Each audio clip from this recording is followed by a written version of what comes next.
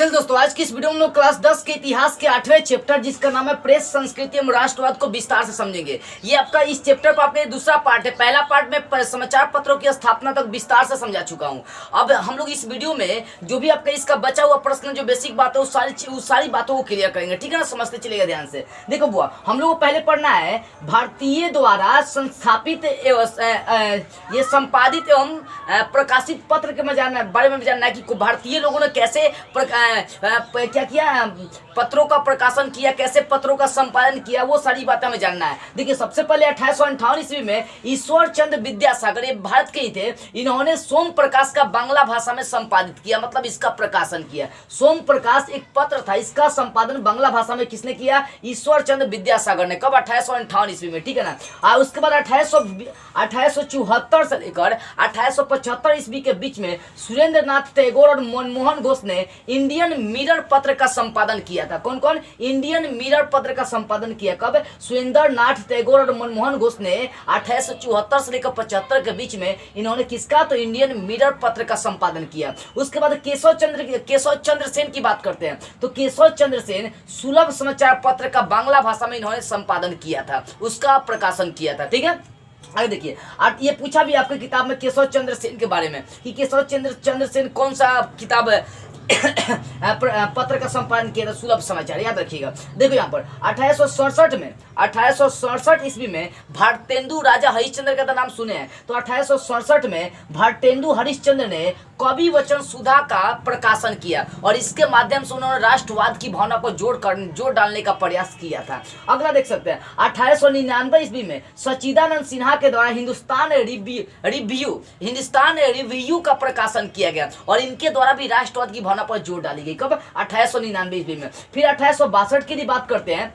तो 1862 में एम.जी. रनाडे के द्वारा इंदु प्रकाश पत्र का संपादन किया गया। कौन सा? इंदु प्रकाश पत्र का संपादन किया गया। किनके द्वारा? एम.जी. रनाडे के द्वारा। उसके बाद 1913 में फिरोज शाह मेहता के द्वारा बॉम्बे कॉनिकल पत्र का संपादन किया गया। पूछा भी है, पूछा था कि फिरोज शाह मेहता के द्वारा कौन सा पत्र का संपादन किया गया? तो बॉम्बे कॉनिकल के द्वारा संपादन किया गया। उसके बाद एनी बेसेंट का नाम सुने, होम रूल का नारा वही दिए थे। तो इन्होंने न्यू इंडियन, देखो यहाँ पर न्यू इंडिया के नाम से जो समाचार पत्र चलता था, इसके माध्यम से उन्होंने होम रूल का नारा लोगों तक पहुंचाने का काम किया। होम रूल का नारा लोगों को पहुंचाया और उनके मतलब इन्होंने राष्ट्रवाद की भावना को जोड़ डालने का काम किया था। कौन? Annie Besant. और उसके बाद गांधी जी भी जो थे ना, वो सिर्फ राजनीतिज्ञ नहीं थे, बहुत सारे पत्रों का संपादन किए थे, जैसे यंग इंडिया, हरिजन, पत्रिका का संपादन करने का काम कौन किए थे? गांधी जी। इससे क्या हुआ कि राष्ट्रवादी भावना को जोड़ डालने का काम किए थे, लोगों को एकजुट करने का काम किए थे गांधी जी। उसके बाद मोतीलाल नेहरू की बात करते हैं। तो मोतीलाल नेहरू 1919 में इंडिपेंडेंस पत्र का संपादन किए थे। उसके बाद 1922 में देखेंगे तो के.एम. पनिकर ये सब हिंदुस्तानी थे, भारत के ही रहने वाले थे। तो 1922 में के.एम. पनिकर ने हिंदुस्तान टाइम्स का संपादन किया था। ये पत्र था, इसका संपादन किया, लेकिन बाद में मदन मोहन मालवीय को मिल गया इसका संपादन करने के लिए। बेचारे मर गए, आधा अधूरा छोड़ दिए, तो मदन मोहन मालवीय के द्वारा इसका संपादन का कार्य किया गया। फिर 1910 से 1920 ईस्वी में उर्दू पत्रिका का विकास होने लगा। यानी 1910 से 1920 में उर्दू पत्रिका का क्या हो गया? विकास हो गया। जैसे 1912 में देख सकते हैं मौलाना आजाद ने अल हिलाल और अल बिलाग का स्थापना किया था। ये पत्र था। यानी 1912 में मौलाना आजाद ने अल हिलाल और 1913 में अल बिलाग पत्र का संपादन किए थे। अब मुस्लिम लोग भी ऐसा नहीं कि वो पीछे रह गए थे, वो लोग भी बहुत सारे पत्रों का संपादन किए थे। फिर आगे देख सकते हैं मोहम्मद अली के द्वारा अंग्रेजी में कॉमरेड पत्र का संपादन किया गया और उर्दू में हमदर्द पत्र का संपादन किया गया। फिर 1910 में गणेश शंकर विद्यार्थी द्वारा प्रताप नामक पत्र का संपादन किया गया कानपुर से। कहां से? कानपुर से संपादन किया गया। 1913 में गद्दर पार्टी के नाम सुने हुए लाल हरदयालाल ने उसका स्थापना की थी। तो 1913 में गद्दर का प्रकाशन लाल हरदयालाल ने किया था। तो इस तरह से देख सकते हैं कुछ ऐसे लोग थे जो शुरू से जब प्रेस का विकास हो गया ना, तो उन्होंने क्या किया? पत्रिकाओं का संपादन, प्रेस का संपादन करना स्टार्ट कर दिया। तो इस तरह से आपको समझ में आ गई होगी कि भारतीय लोगों ने कैसे पत्रों का संपादन किया, कौन कौन किए और वो राष्ट्रवादी भावना को कैसे जोड़ डाले। अब हम लोग को समझना है कि प्रेस का राष्ट्रीय आंदोलन में क्या भूमिका रही और उसका क्या प्रभाव पड़ा। तो प्रेस, अभी तो बताया, इसके पिछले वाले पार्ट में प्रेस के बारे में समझा चुका हूं। देखो, प्रेस का राष्ट्रीय आंदोलन में भूमिका और प्रभाव को हमें जानना है। देखो, अंग्रेजों के शोषण नीति का पर्दाफाश करने का काम कौन किया? प्रेस किया। अंग्रेज जो भी गलती करता था ना उसको पकड़ के तिल का तार बना देता था। लोग मीडिया वाला पूरा दुनिया को दिखा देता था कि देखिए अंग्रेज क्या कर रहा है। तो अंग्रेजों के शोषण वाले नीति का पर्दाफाश किया और दूसरा राष्ट्रवाद की भावना को जागृत किया। मतलब राष्ट्रवाद की भावना के लिए लोगों को जागृत किया कि देखो भाई ये अंग्रेज हमारे देश में घुस कर हम पर इतना अत्याचार करते हैं। तो राष्ट्रवाद की भावना को जोर डाला गया किसके द्वारा? प्रेस के द्वारा। और फिर ये लोग देश के लोगों को एकता में बांटने का काम किया। जैसे राष्ट्रीय कांग्रेस, भारतीय राष्ट्रीय कांग्रेस, ये मुस्लिम लीग सब मिल गए, हिंदू मुस्लिम सब मिलकर ये अंग्रेजों को भगाने का काम किए थे। तो कहीं ना कहीं देश की एकता को बांधने का काम किया था प्रेस। ये प्रेस नहीं होता तो अंग्रेजों के शोषण नीति को नहीं दर्शाया जाता, पूरी दुनिया नहीं देखती। देखो राष्ट्रीय आंदोलन तेज हो गया जब प्रेस आ गया ना, तो राष्ट्र की आंदोलन ज्यादा मात्रा में तेज हो गई। लोग अपने आंदोलन के लिए लड़ने लगे। उसके बाद राष्ट्र का निर्माण करने में इसकी बहुत भूमिका रही। ये प्रेस नहीं होता था अच्छे राष्ट्र का निर्माण नहीं हो पाता। और अंग्रेजों को भगाने के काम कौन किया? प्रेस से किया। तो कहीं ना कहीं देखिए जब प्रेस का राष्ट्रीय आंदोलन में महत्वपूर्ण योगदान है, क्योंकि प्रेस अंग्रेजों के नीतियों को दिखाया जिसको लोग देखकर जाग गए और अपने अधिकारों के लिए लड़ने लगे और देश की आजादी के लिए बहुत तरह के वो क्रांति करने लगे, जिसके उपरांत यहाँ से अंग्रेज को भागना पड़ा। ठीक है ना? तो इस तरह से आपको समझ में आ गई होगी प्रेस का राष्ट्रीय आंदोलन में क्या क्या योगदान रहा। अब यहाँ पर समझो, अब देखते हैं प्रेस के विरुद्ध कुछ ऐसे प्रतिबंध लगा दिए गए थे। मतलब जब अखबार छापा गया, पेपर छापा गया, तो उसके विरुद्ध सरकारों ने प्रतिबंध लगाने की कई बार कोशिश करी थी। इंडिया में सबसे खतरनाक था वर्नाक्यूलर प्रेस एक्ट। ठीक है ना? अब समझते जैसा प्रेस के विरुद्ध कौन कौन सा प्रतिबंध लगा दिया गया, इस चीज को समझेंगे और ये चैप्टर आपका क्लियर हो जाएगा। देखो सबसे पहला प्रतिबंध था 1799 में लगाया गया था, जिसका नाम था समाचार पत्रों का पत्रेक्षण अधिनियम। पत्रेक्षण अधिनियम भाई, ये 1799 का समाचार पत्रों का पत्रेक्षण अधिनियम क्या था इसको जानिए। ये अधिनियम था, ये था लॉर्ड वेलजी के द्वारा, लॉर्ड वेलजी के द्वारा लगाया गया था। कहाँ? फ्रांस में लगाया गया था। फ्रांस में उसने क्या किया? लॉर्ड वेलजी ने सेंसर बोर्ड बैठा दिया कि समाचार पत्र छापने वाला अपने मालिक का नाम देगा कि हाँ उसका मालिक कौन है। कहीं तनी मनी गलती करेगा तो उसको पकड़ लेंगे, उसका बंद करवा देंगे। ये था नियम 1799 का था। फ्रांस में वेलजी के द्वारा ये क्या किया गया था? सेंसर बोर्ड बैठा दिया गया। कहने का मतलब नियम लागू कर दिया गया था और 1818 ईस्वी तक लगभग इसको बंद कर दिया गया। ये पहला नियम था। और दूसरा प्रतिबंध कौन सा लगाया गया था? 1823 का अनुज्ञप्ति का नियम। अब आप सोचिए अनुज्ञप्ति का नियम क्या होता है। आपको टाइम देता हूं सोचने के लिए, सोचिए। हाँ चलिए मैं बताता हूँ। देखो 1823 का अनुज्ञप्ति का मतलब ज्ञात नहीं है। समझ में? कहने का मतलब है कि 1823 का अनुज्ञप्ति का नियम क्या होता है। सोचिए समझिए आप लोग। देखो बाबू 1823 का अनुज्ञप्ति का नियम क्या है, इस पर फोकस करते हैं। अनुज्ञप्ति का मतलब ज्ञात नहीं है। सरकार से जब तक परमिशन नहीं लेंगे तब तक आपको समाचार पत्र छापने का मतलब नहीं, समाचार पत्र नहीं छाप सकते। मतलब लाइसेंस लेना इसको हम बोल सकते हैं। समझो, ये इसको जॉन एडम्स, किसके द्वारा? जॉन एडम के द्वारा, वो जब गवर्नर जनरल बने ना तो इसे लागू कर दिए। क्या किए? जो थे जॉन एडम्स गवर्नर जनरल जब बना तो इसे क्या किया? अनुज्ञप्ति का नियम लागू कर दिया। इसके अनुसार मुद्रालय स्थापित करने पर सरकार से अनुमति लेनी होगी। मतलब प्रेस स्थापित करने पर, अखबार छापने पर सरकार से अनुमति लेनी होगी। बिना अनुमति कोई अगर प्रेस छापता है तो उस पर क्या था? 400 रुपए का दंड लगा दिया गया था और कारावास की सजा का प्रावधान लगा दिया गया था। तो राजा राम मोहन राय को मीरात उल अखबार बंद करना पड़ा था, क्योंकि ये खतरनाक नियम लगा दिया गया था। राजा राम मोहन राय को मीरात उल अखबार बंद करना पड़ा था। ये दूसरा था। तीसरा समझो, तीसरा था भारतीय समाचार पत्रों की स्वतंत्रता अधिनियम 1835 में।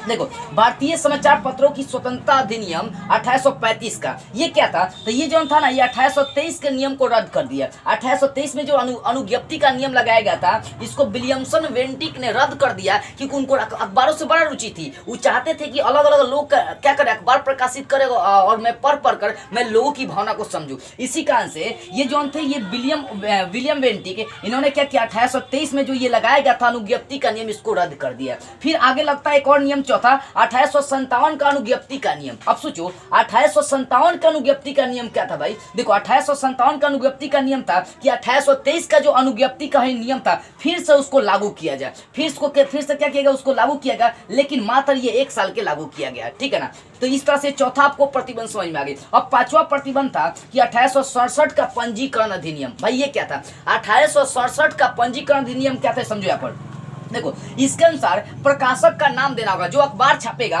वो क्या करेगा, जो छापने वाला है उसका नाम देना पड़ेगा, जो नाम देगा उसको पकड़ लेगा अंग्रेज। तो 1867 का पंजीकरण अधिनियम ही था कि जो अखबार छापेगा वो अपने प्रकाशक का नाम देगा, चाहे अपने मालिक का नाम देगा, और उसका एक प्रतिलिपि सरकार को देगा, मतलब एक अखबार सरकार को देगा कि सरकार पढ़कर तय करेगी कि वो जो है ना वो विद्रोही नीति अपना रहा है कि वो सरकार के मतलब साथ चल रही है। ये सब चीज है, अगर विद्रोही होगा तो उसके लिए सजा का प्रावधान कर दिया गया था। यानी सजा का प्रावधान भी था कि अगर वो अखबार में विद्रोही नीति छापती है, हत्या को फैलाने का काम करती है, विद्रोह को फैलाने का काम करती है, तो उसको सजा दी जा सकती है। तो ये था 1867 का पंजीकरण अधिनियम। अगला देखो यहाँ पर छठा था, ये इंपॉर्टेंट था, वर्नाक्यूलर प्रेस एक्ट। ये भारत में लागू करी गई थी। कहाँ लागू किया गया? भारत में। वर्नाक्यूलर प्रेस एक्ट 1878 ईस्वी में लॉर्ड लिटन के द्वारा लागू किया गया था। मतलब देखो वर्नाक्यूलर प्रेस एक्ट क्या था? वर्नाक्यूलर प्रेस एक्ट था कि भारतीय जो लोग अखबार छापते हैं उसको पूरी तरह से बंद कर दिया जाए। तो भारतीय अखबार को बंद करने के लिए वर्नाक्यूलर प्रेस एक्ट लगा दिया गया। अगर कोई अखबार छापेगा तो उसको दंड दिया जाएगा। तो ये था Vernacular Press Act, Lord Lytton के द्वारा लगाया गया था। अब देखो यहाँ पर 7वां नियम हम लोग पढ़ते हैं। 7वां था 1908 का समाचार पत्र अधिनियम। 7वां था 1908 का समाचार पत्र अधिनियम। ये क्या था इसको समझिए। देखो ये लॉर्ड कर्जन के विरुद्ध उठने वाली आवाज को दाबने के लिए लगाया गया था। लॉर्ड कर्जन, देखो लॉर्ड लिटन के बाद आया था लॉर्ड कर्जन। ये भी बहुत सारा प्रतिबंध लगा दिया था जिसके विरुद्ध जनता आंदोलन कर रही थी। यानी लॉर्ड कर्जन के विरुद्ध जो आवाज उठ रही थी उसको दबाने के लिए ये 1908 में न्यूज पेपर एक्ट पास कर दिया गया। इसके तहत ये था ना कि कोई हिंसा या मृत्यु के बारे में फैला रहा है ना न्यूज, तो समझो कि उस पर सजा का प्रावधान कर दिया जाएगा। मतलब सजा के प्रावधान का विकास किया गया था।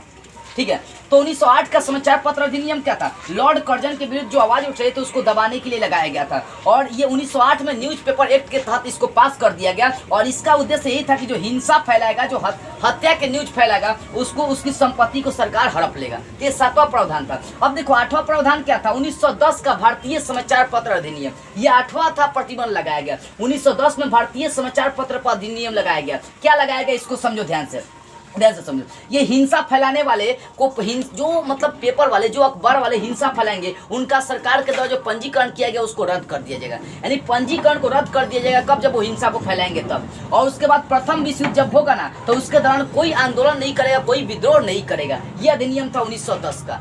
अगला अधिनियम पढ़िए। 1931 में अधिनियम जो लगाया गया वो था 1931 का भारतीय समाचार पत्र अधिनियम। ये क्या था? 1931 का भारतीय समाचार पत्र अधिनियम क्या था? देखो 1910 का अधिनियम को इसमें लागू करना था। 1910 में जो अधिनियम लगाया गया था कि पंजीकरण रद्द कर दिए जाएंगे, उसी को लागू करना था 1931 के भारतीय समाचार पत्र अधिनियम में। यानी 1910 के पंजीकरण अधिनियम को लागू करना था, और जो अपराध करेगा उसके लिए सजा का प्रावधान भी था। और साथ में पत्रेक्षण अधिनियम भी लागू करना था। अब भाई पत्रेक्षण अधिनियम शुरू में लगाया गया था कि जो अखबार छापेगा मतलब उसको अपने स्वामी का नाम देगा। तो पत्रेक्षण अधिनियम लगाया गया था 1931 ईस्वी में। उसके बाद देखिए 10वां क्या था? समाचार पत्र जांच समिति। ये भी था क्या था? ये भी पत्रों के विरुद्ध, मतलब समाचार पत्रों के विरुद्ध एक प्रतिबंध लगाने का प्रावधान था। ये समाचार पत्र जांच समिति क्या था समझो। जब देश हम लोग का 1947 आजाद हो गया ना, तो इसके तहत एक समिति बुलाया गया और उसमें अंग्रेजों ने जो पत्र पर, मतलब जो पत्र पर कर लगा दिए थे, जो अनुबंध प्रतिबंध लगा दिए थे, उसको रद्द कर दिया गया। किसके द्वारा? समाचार पत्र जांच समिति के द्वारा। तो ये था 10वां। अब अंतिम देखो जो प्रतिबंध लगा दिया गया था वो क्या था? अंतिम था 1951 का समाचार पत्र अधिनियम। क्या था? 1951 का समाचार पत्र अधिनियम। ये क्या था? तो अपने संविधान के अनुच्छेद 19 में संशोधन करके एक अधिनियम लाया गया, जिसके तहत कोई भी अगर प्रेस वाला, अखबार वाला गलत बात छापेगा, आपत्तिजनक विषय छापेगा, तो उसको दंड दिया जा सकता है। यानी आजादी के बाद भी हम लोग मतलब प्रेस वाले पर कुछ न कुछ सरकार प्रावधान लगा के ही रखा था। यानी इस तरह से 11 प्रावधान लगाए गए थे, मतलब ये प्रेस वाले पर। ठीक है ना? तो ये समझ में आ गई प्रेस के विरुद्ध जो प्रतिबंध लगाए गए थे सरकार को, तो 11 प्रतिबंध थे। अब एक चीज हम लोग समझ लेते हैं कि स्वतंत्र भारत में प्रेस की क्या भूमिका रही। अब जब हम लोग का देश स्वतंत्र हो गया तो इसमें प्रेस वाले की क्या भूमिका रही, इस चीज को फोकस करते हैं हम लोग। देखो जब हम लोग का देश स्वतंत्र हो गया तो उसकी घटनाओं को दिखाने के लिए प्रेस का प्रयोग किया गया। प्रेस क्या करता था, कोई भी घटना घटेगी फटाके टीवी पर दिखाने का काम करता था। तो अनेक घटने वाली घटना को दिखाने का काम किया प्रेस। उसके बाद लोगों को एकता के मतलब लोगों को अधिकार के प्रति सजग कराया कि भैया तुम्हारा अधिकार है, सरकार से मांगो, जिसके कारण से जनता भी आंदोलन करती रही है, ठीक है ना। तो लोगों को अधिकारों के प्रति सजग कराने का काम कौन किया, प्रेस वाला किया। उसके बाद अंधविश्वास को मिटाने का काम कौन किया, प्रेस वाला किया। और अत्याचार भ्रष्टाचार को दिखाने का काम जब भी कुछ होता है ना, लेकर मीडिया वाला दिखा देता है, समझ में आ रही है। तो मीडिया का बहुत अहम भूमिका अत्याचार और भ्रष्टाचार को दिखाने में। उसको तो खेल कूद मनोरंजन ये सब दिखाने का काम कौन करता है, प्रेस वाला करता है। क्रिकेट हो गया, कबड्डी हो गया, सब दिखाने का काम कौन करता है, प्रेस वाला। तो कहीं ना कहीं प्रेस का शुरू से योगदान बहुत ज्यादा मात्रा में रहा है, ठीक है ना। तो इस तरह से आपका ये जोन है ना, ये बेसिक से क्लियर हो गया। अब जैसे इसका जो बचा हुआ ऑब्जेक्टिव क्वेश्चन है, जो लॉन्ग क्वेश्चन है, उसको हम लोग क्लियर करते हैं। अब इस चैप्टर का ऑब्जेक्टिव क्वेश्चन को हम लोग देखते हैं। देखिए पहला क्वेश्चन इसमें ऑब्जेक्टिव है, महात्मा गांधी ने किस पत्रिका का संपादन किया था, यंग इंडिया दिया था, यंग इंडिया मार लीजिए, ठीक है ना। किस पत्र ने रातों रात वर्नाक्यूलर प्रेस एक्ट से बचने के लिए अपनी भाषा बदल दिया था, तो मालूम है अमृत बाजार पत्रिका ने क्या किया, वर्नाक्यूलर प्रेस एक्ट जब 1878 में लगाया गया तो इससे बचने के लिए वो अपनी भाषा बदल दिया था पूरी तरह से, ठीक है ना। तो ग नंबर सही हो जाएगा। अगला है 3 नंबर, 13वीं सदी में किसने ब्लॉक प्रिंटिंग के नमूने यूरोप में पहुंचाए थे, तो मार्को पोलो पहुंचाए थे यूरोप में, ठीक है। अगला, गुटेनबर्ग का जन्म कहाँ हुआ था, जर्मनी में हुआ था। गुटेनबर्ग ने सर्वप्रथम किस पुस्तक की छपाई करी थी, तो बाइबिल की छपाई करी थी। इंग्लैंड में मुद्रण कला को पहुंचाने वाला कौन था, तो इंग्लैंड में मुद्रण कला को इसके पिछले वाले पार्ट में बताया गया था, कैक्सटन था, कैक्सटन, यानी ऑप्शन ख नंबर सही हो जाएगा। 7वां क्वेश्चन है कि किसने कहा मुद्रण ईश्वर की दी हुई महानतम देने और सबसे बड़ा तोहफा है, ये किसने कहा था, तो मार्टिन लूथर ने कहा था, मार्टिन लूथर दीजिएगा। अगला क्वेश्चन देखिए, अगला रूसो कहाँ का दार्शनिक था, तो रूसो रूस का दार्शनिक नहीं था, रूसो समझ कर रूस में मत लगा लीजिएगा, रूसो फ्रांस का दार्शनिक था। कहाँ का दार्शनिक था, फ्रांस का। अगला, विश्व में सर्वप्रथम मुद्रण की शुरुआत कहाँ हुई थी, तो चीन से शुरुआत हुई थी, याद रखिएगा। किस देश की सिविल सेवा परीक्षा ने मुद्रित पुस्तकों की मांग बढ़ाई थी, तो चीन के जो सिविल सेवा की परीक्षा हो रही थी उसमें मुद्रित पुस्तकों की बहुत ज्यादा मांग बढ़ गई थी, तो चीन में ऑप्शन लगा लीजिएगा। इसको डॉलर क्वेश्चन दिया है कि 1904 से 1905 के युद्ध में 1904 से 1905 के रूस और जापान के युद्ध में किसकी पराजय हुई थी, तो रूस की पराजय हुई थी, रूस भर लीजिएगा। अगला, फिरोज शाह मेहता ने डॉट का संपादन किया था, आपको बताया गया। फिरोज शाह मेहता जो थे वो बॉम्बे कॉर्निकल का संपादन किए थे, तो यहाँ पर भर लेंगे बॉम्बे कॉर्निकल भर लेंगे। उसका वर्नाक्यूलर प्रेस एक डॉट में लागू किया गया था, तो 1878 ईस्वी में। और उसके बाद चौथा है, भारतीय समाचार पत्रों के मुक्तिदाता के रूप में डॉट को विभूषित किया गया, तो वो स्वतंत्रता को विभूषित किया गया। उसके बाद 5वां है, अल हिलाल का संपादन डॉट ने किया था, तो मौलाना आजाद ने किया था, आप मौलाना आजाद भर लेंगे। अब मिलान करने वाले में आप जेके हिकी को मिला लेंगे बंगाल जगत से, क्योंकि बंगाल गजट का निर्माण जेके हिकी किया था। और राम मोहन राय ने क्या किया था, संवाद कौमुदी का मतलब रचना किया था, तो संवाद कौमुदी से मिलेगा। बाल गंगाधर तिलक का मराठा से मिलेगा, क्योंकि मराठी के लिए केसरी संपादन वही किए थे, केसरी पुस्तक का संपादन किए थे।